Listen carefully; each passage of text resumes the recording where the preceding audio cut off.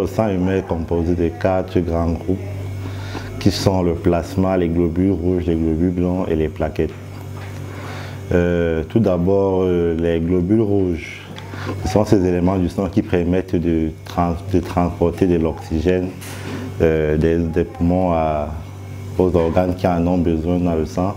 Les globules blancs sont ces éléments du sang qui vont combattre toute infection qui pourrait survenir à l'intérieur du corps humain. Les plaquettes sont ces éléments du sang qui vont également permettre à la cicatrisation et à la coagulation du sang si peut-être il y a une effraction de la peau. Et en dernier lieu, le plasma est cet élément du sang qui contient les différents les ions, le glucose et tous les petits composants qui permettent à ce que le sang soit ce qu'il est.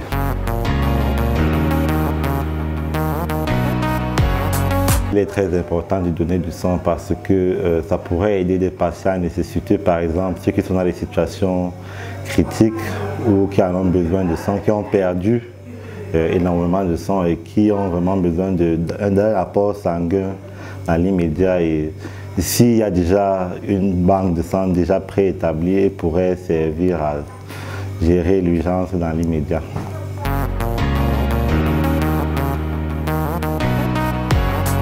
Malheureusement, il n'y en a pas assez. Il n'y a pas assez de donneurs de sang vu que dans les banques, il y a toujours un besoin criard de sang à la banque. Il y a toujours des manquements. Donc, il faudrait qu'on sensibilise vraiment nos populations à vraiment se tourner vers cet aspect qui est très important pour le système de santé camerounais.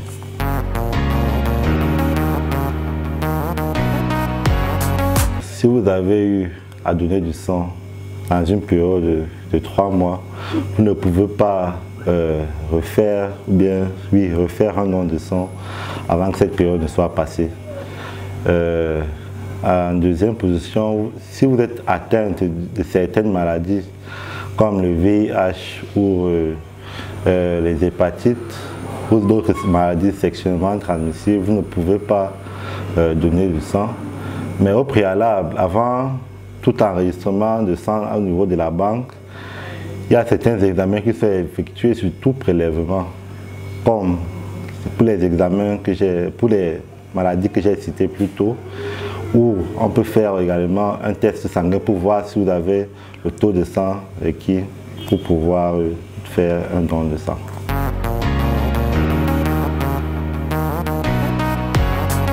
Le don de sang s'effectue à tout moment. Dès que vous remplissez les conditions d'éligibilité, vous pouvez vous rendre dans n'importe quel centre de don de sang et faire un don de sang pour pouvoir aider ces personnes qui en ont vraiment besoin.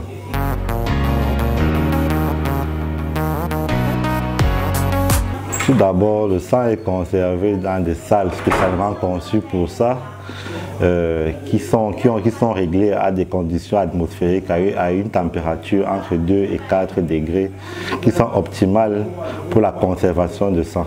Et ce sang peut être conservé pour une période de 42 jours.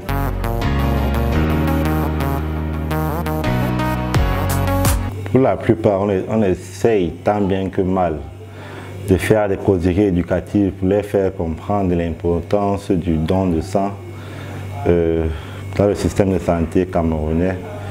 Et bon, pour les plus jeunes, des fois on essaye de les appâter avec des jus ou bien des biscuits et bon, la plupart réussissent à gérer de ça avec.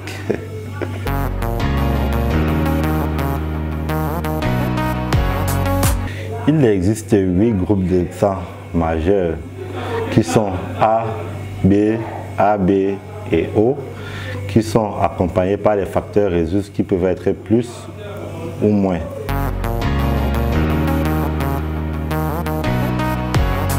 Il est très important pour tout ça d'être connaître son groupe sanguin parce qu'il peut arriver qu'on se retrouve dans une situation à risque où nous avons peut-être, dans l'exemple d'un accident de la voie publique, nous avons perdu énormément de sang et nous avons besoin de sang en urgence. Et dans ce cas, si nous ne connaissons pas notre groupe sanguin, ça va ralentir la procédure pour pouvoir vous procurer une preuve de sang qui correspond à votre groupe sanguin.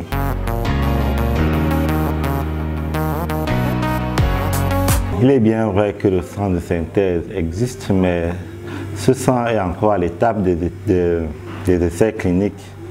Donc, il n'a pas encore été mis à la disponibilité du grand public, et encore moins dans les pays en voie de développement comme le nôtre.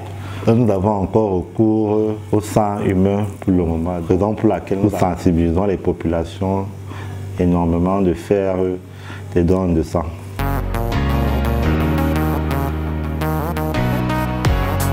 Ça dépend du besoin du malade. Le patient peut avoir besoin du sang dans sa totalité ou avoir besoin d'une composante du sang, comme on a cité tout à l'heure. Donc le patient peut avoir besoin uniquement du plasma, il peut avoir besoin uniquement du consacré plaquettaire qui contient essentiellement les plaquettes, il peut avoir besoin du culot globulaire qui contient essentiellement des globules rouges.